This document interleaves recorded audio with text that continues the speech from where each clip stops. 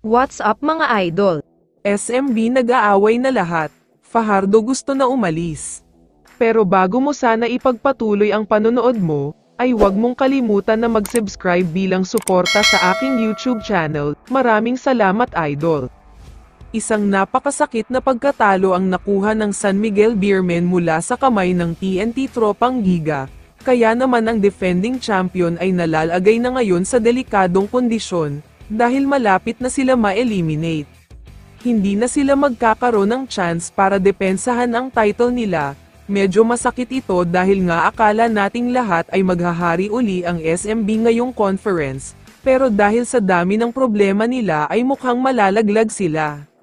Para sa mga hindi nakakaalam, 2015 pa noong nangyari ang isang conference na laglag agad ang SMB sa elimination round. Sila din ang defending champion noon. History repeats itself, ika nga, kaya masakit ito sa kanila. Kaya naman may mga kumakalat na post ngayon sa social media, at sinasabing nag-aaway-away na daw ang buong SMB team dahil sa nangyari.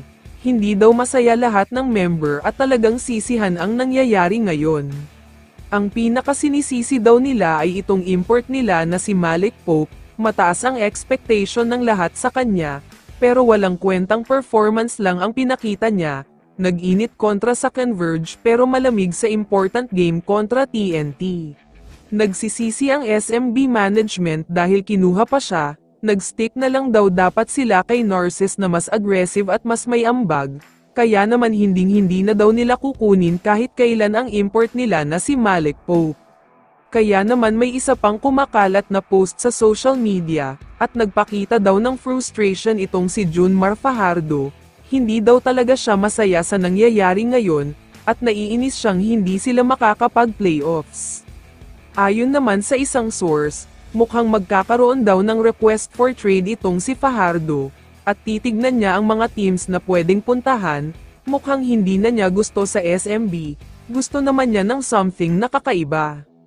Uulitin ko lang na ang pag-aaway na balita ay kumakalat lamang sa social media, pero ramdam nating lahat ang frustration ng mga players at coaches na under ng SMB, dahil masakit talaga ang nangyari sa kanila ngayon.